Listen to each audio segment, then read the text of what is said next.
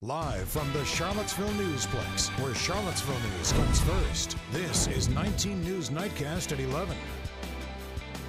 Billions of Four Loko energy drinks are no longer for sale. They're on their way to Virginia, but not to consume. Good evening, everybody. I'm Mark Davis, and thanks for joining us here on 19 News Nightcast. We begin tonight with an armed robbery at a local convenience store, and it's not the first time it's been hit. It happened just around 9 p.m. at the West Park Market on Ryle Road and Four Seasons Drive in Albemarle County.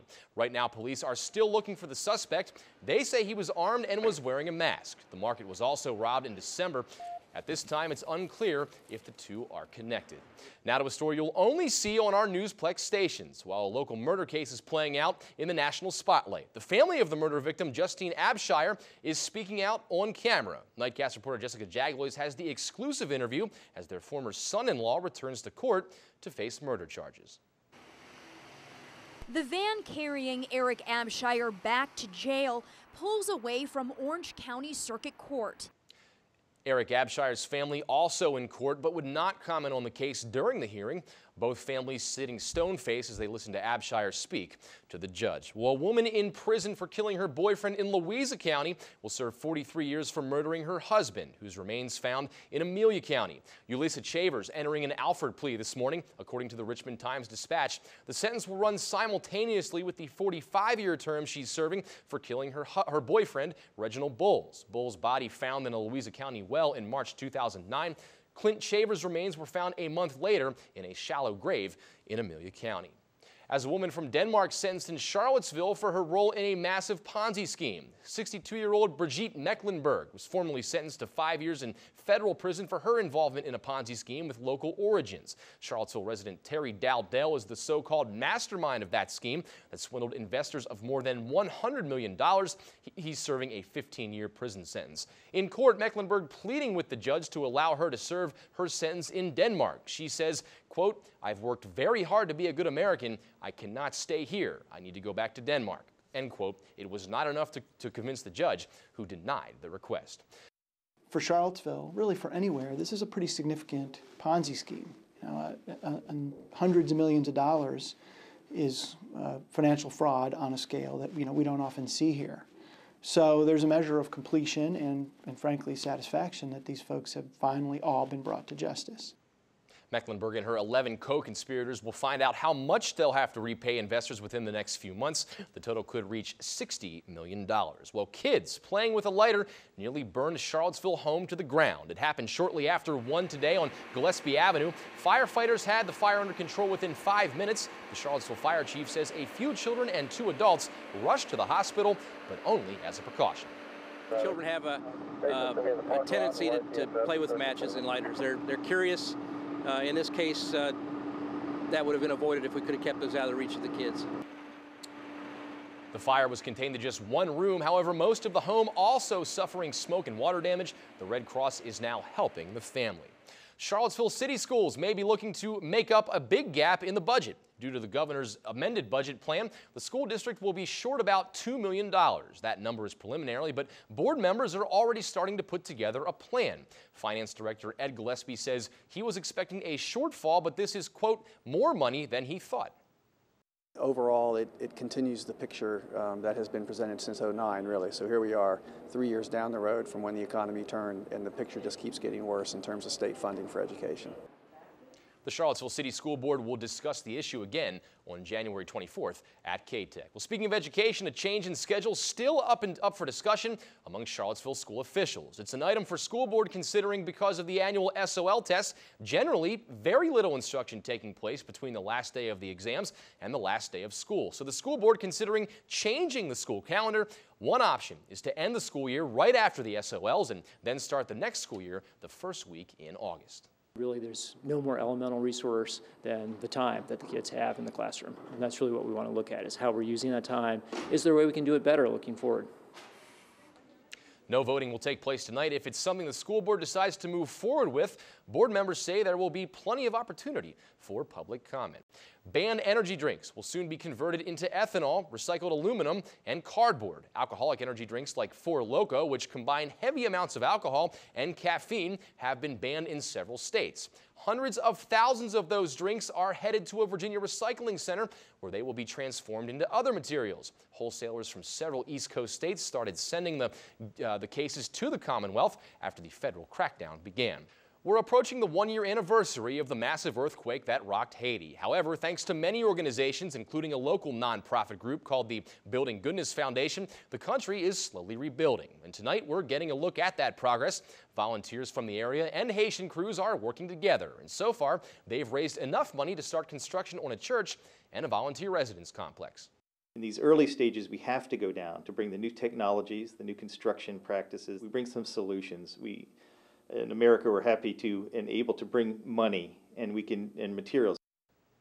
The Building Goodness Foundation is hoping to finish 6 projects within the next 2 years. Those include building schools, houses, churches, and more. However, to do so, they'll need more money and more volunteers.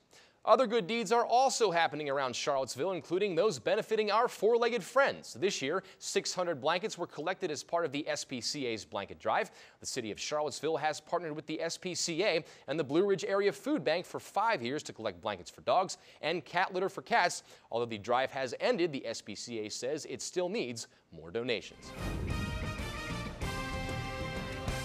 Turning an eye on the nation now, the investigation continues after 2 explosive devices are sent to government office buildings. The first package erupted in smoke and flames at the Jeffrey State Office Building in Annapolis, Maryland. The package was addressed to Maryland Governor Martin O'Malley and was sent through the U.S. mail with 5 holiday stamps. About 15 minutes later, a second device going off at the Maryland Department of Transportation headquarters in Hanover, about 20 miles away.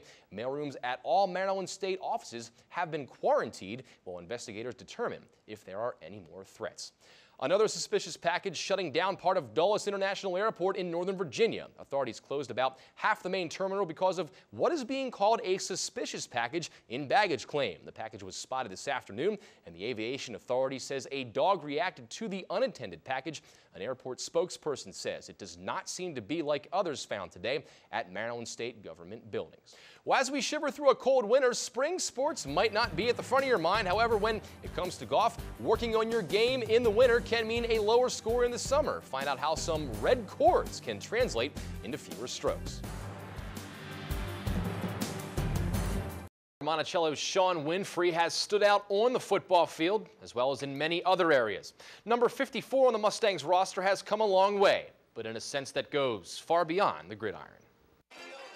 When you think about a talented, well-rounded student athlete, Monticello's Sean Winfrey is at the top of the list. He helped lead the Mustang football team to a state semifinal in 2008 and was second-team All-State as a defensive lineman. He's also a state runner-up in wrestling, going 40-2 his senior year. Sean's also an excelled violinist, but things have not always been this good for the Monticello senior. He was walking down the street and this random car just pulls up and starts grabbing me. I'm like, what's going on? And Mom and Dad's just standing there, there's nothing they can really do. So I'm kicking and screaming like, what are you doing? Winfrey was first put into foster care when he was 4 years old. 2 years later, he was returned to his parents, but was put back into the system by the age of 13. The first time was because they felt that my mom and dad weren't paying any attention to us. They felt we were neglected.